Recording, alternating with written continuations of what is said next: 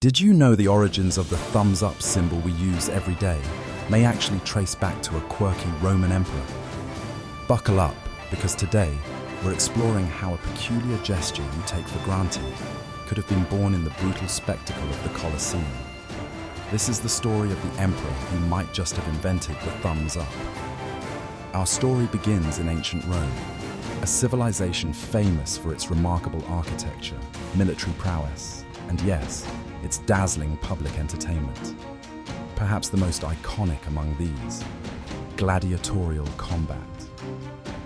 The games drew people from all walks of life, from humble villagers to the most powerful elites, to witness feats of unmatched bravery, skill, and often carnage. But here's what you might not realize. The fate of the gladiators wasn't solely determined by their prowess in battle, but rather by the audience. And even more importantly, by a single individual presiding over the games, the Roman emperor. Let's step back for a moment to paint the scene. Imagine this. The year is 80 AD, and you're inside the Colosseum, a cavernous stone amphitheater echoing with roars of thousands of spectators. The air is thick with excitement and the metallic tang of blood, an offering to the gods of Rome. A defeated gladiator kneels in the center of the arena, his chest heaving, his weapon shattered. The crowd rises to its feet, clamoring for a decision. The gladiator's life hangs by a thread, and at the center of it all stands none other than the emperor. Here's where it gets interesting. Contrary to popular belief, the thumbs-up gesture, popularized by Hollywood as the signal for mercy, might not have existed exactly as we think. Historical accounts suggest the gesture for sparing a gladiator's life might have been the thumb tucked inside a fist, a way to symbolize restraint. Meanwhile, a thumb pointed outward or downward was a far crueler verdict. But there is one emperor who is repeatedly credited, if somewhat apocryphally, with standardizing and popularizing this very act of gesturing, Emperor Commodus. Now, Commodus himself is a figure of great controversy. Born in 161 AD, he became emperor at just 18 years old and ruled until his untimely death in 192. Most remember him as a debaucherous, power-hungry leader who fancied himself a god. But what Commodus really loved, and I mean really loved, was the gladiatorial games.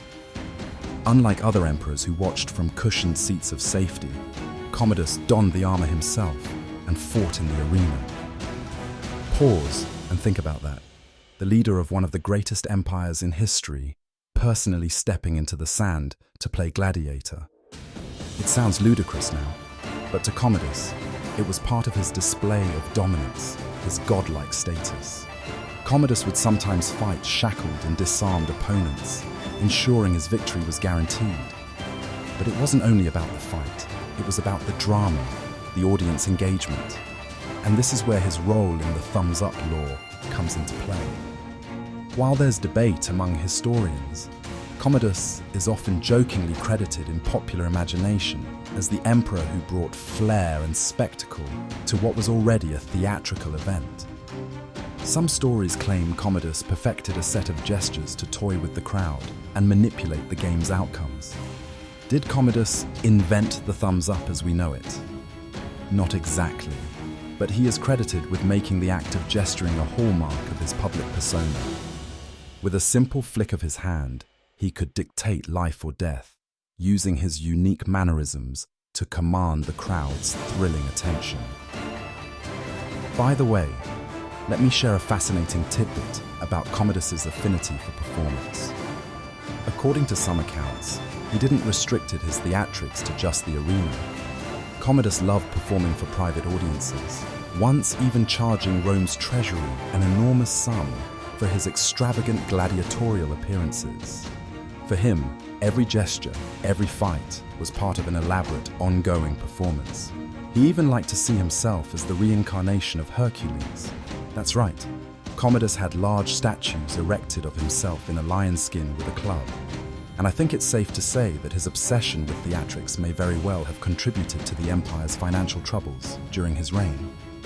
Now, you might be wondering, If Commodus's dramatic gestures were so famous, how did we lose the original meaning of the thumbs up and thumbs down? Like much of history, the answer lies in the fog of time.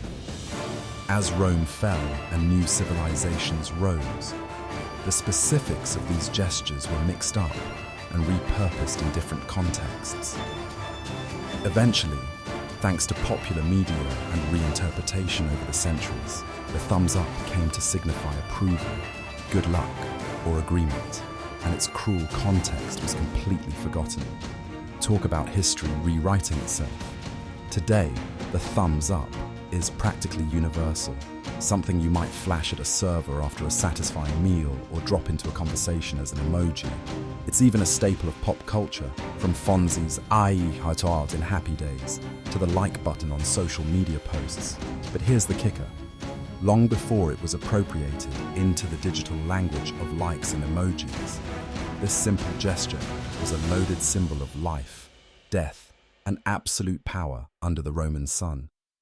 I mean, how's that for a jaw-dropping historical twist? You'll never look at a thumbs up the same way again. So next time you casually toss up a thumbs up, take a moment to reflect.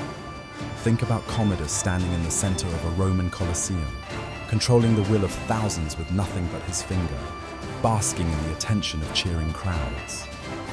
Isn't it wild that our seemingly innocent day-to-day gestures carry with them the echoes of civilizations long past? Absolutely mind-blowing. All right, history lovers. That wraps up today's episode of Historical Hidden Gems. Long. Who knew such a small gesture could hold so much historical weight? If you found this story as fascinating as I did, make sure to like, subscribe, and hit the bell icon so you never miss another episode. Leave a comment below. What's a modern-day gesture you think might have historic roots? Or better yet, which historical tradition do you think deserves its own episode? Thank you for joining me to uncover yet another hidden gem in world history. Until next time, keep exploring, keep questioning, and as always, stay curious.